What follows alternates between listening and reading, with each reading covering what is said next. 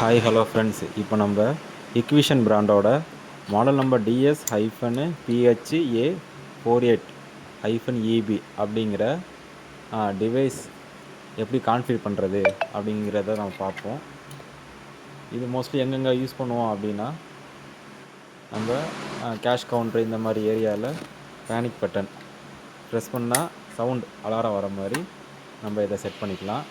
இதுக்கு வந்து ரெண்டு விஷயம் மட்டும் போதும். ஒரு பேனிக் பட்டன் ப்ளஸ் வந்துட்டு அதோட சவுண்டு வர்றதுக்காக சவுண்ட்ரு ப்ளஸ் மெயின் நம்ம டிவைஸ் கண்ட்ரோலர் வந்துட்டு நம்ம 3 விஷயம் இருந்தால் போதும்.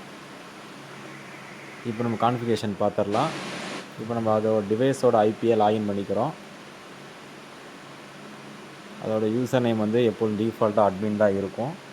நம்ம அதை போட்டோன்னே அது நியூ நேம் கன்ஃபார்ம் நேம் கேட்கும். நம்ம அதை கன்ஃபார்ம் பண்ணி நம்ம நியூ பாஸ்வேர்டு நம்ம செட் பண்ணிக்கலாம். இப்போ நம்ம ஆல்ரெடி செட் பண்ணியாச்சு.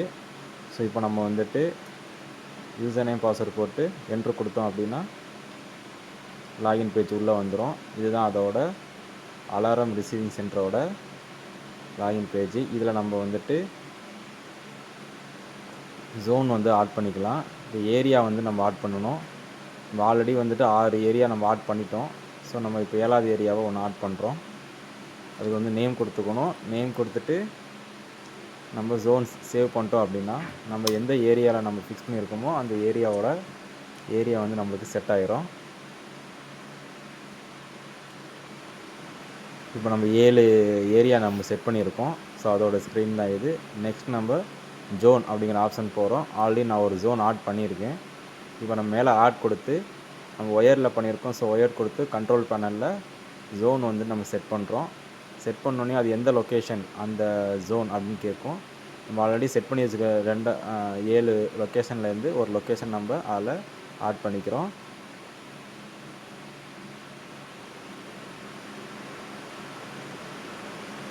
இப்போ நம்ம இதில் வந்துட்டு ஜோன் டைப் கீழே வந்துட்டு டிடெக்டர் மோடு வந்துட்டு நார்மலி க்ளோஸ்டு தான் எப்போ கொடுக்கணும். அப்போ தான் நம்ம பட்டன் ப்ரெஸ் பண்ணோம் அப்படின்னா சவுண்டு வரும். ஸோ இப்போ நம்ம வேறு ஒரு ஆப்ஷன் எதுவும் சேஞ்ச் பண்ண வேண்டிய அவசியம் இல்லை. நம்ம சேவ் பண்ணிக்கலாம். சேவ் பண்ணிட்டோம் அப்படின்னா அடுத்த ஜோன் இப்போ நம்ம ஆட் ஆகிடுச்சு. அது மாதிரி ஒவ்வொரு ஜோனாக வந்து நம்ம இப்போ ஆட் பண்ணிக்கலாம்.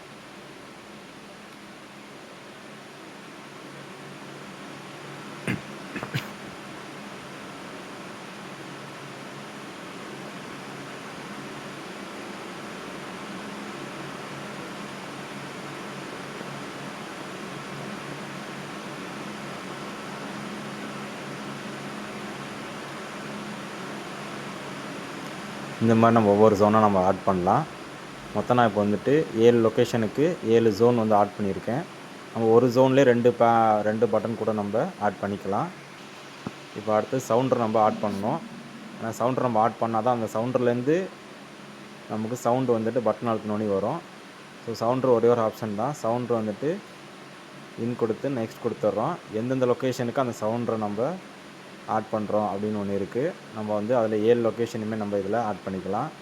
அப்போ தான் நம்ம 7 ஜோனில் இருந்தோம் நம்ம கொடுக்குறப்ப அந்த 7 ஜோனு நம்மளுக்கு அலாரம் வந்துட்டு இதாகும். நம்ம செகண்ட்ஸ் வந்துட்டு அலாரம் டூரேஷன் நம்ம செட் பண்ணிக்கலாம்.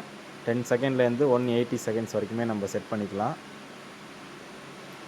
இதில் நம்ம 90 செகண்ட் வந்து ஃபிக்ஸ் பண்ணியிருக்கோம்.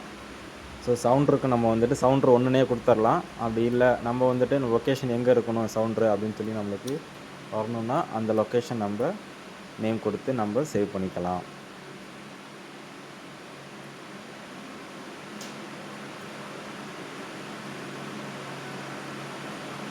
இப்போ நம்மளோட சவுண்டர் வந்துட்டு ஆன்லைன் வந்துருச்சு. இப்போ நம்ம வந்துட்டு பட்டன் ப்ரெஸ் பண்ணோம் அப்படின்னா எந்த ஜோனில் நம்ம ப்ரெஸ் பண்ணுறோமோ அந்த ஜோன் வந்துட்டு நம்மளுக்கு ஏரியாவில் காட்டணும்.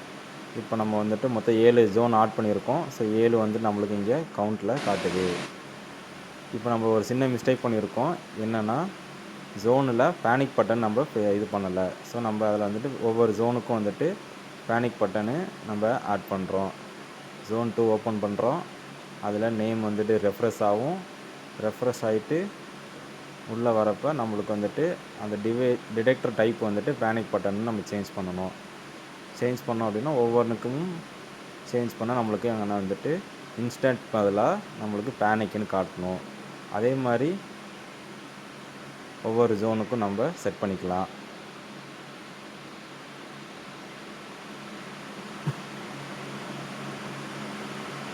இப்போ நம்ம ஒவ்வொரு ஜோனுக்கு செட் பண்ணி முடிச்சாச்சு. எல்லாமே பேனிக்னு மாறிடுச்சு.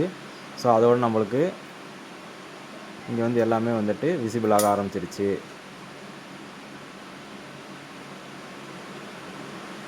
இப்போ நம்ம அலாரத்தை ஒன்று ப்ரெஸ் பண்ணியிருக்கோம்.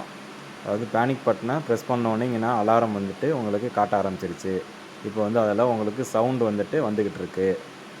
ஓகேங்களா? இப்போ அதை திருப்பி சைலண்ட் மோடுக்கு போகணுன்னா டிக் பண்ணி சைலண்ட் அலாரம் கொடுத்தோம் அப்படின்னா நம்மளுக்கு இப்போ சைலண்ட் ஆயிடுச்சு.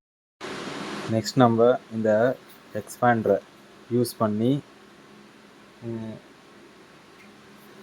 நம்ம எப்படி பேனிக் பட்டனை நம்ம அடிஷ்னலாக ஆட் பண்ணிக்கிறது இந்த டிவைஸோட அப்படிங்கிறத அடுத்த வீடியோவில் பார்ப்போம். ஓகே, பாய் பாய்.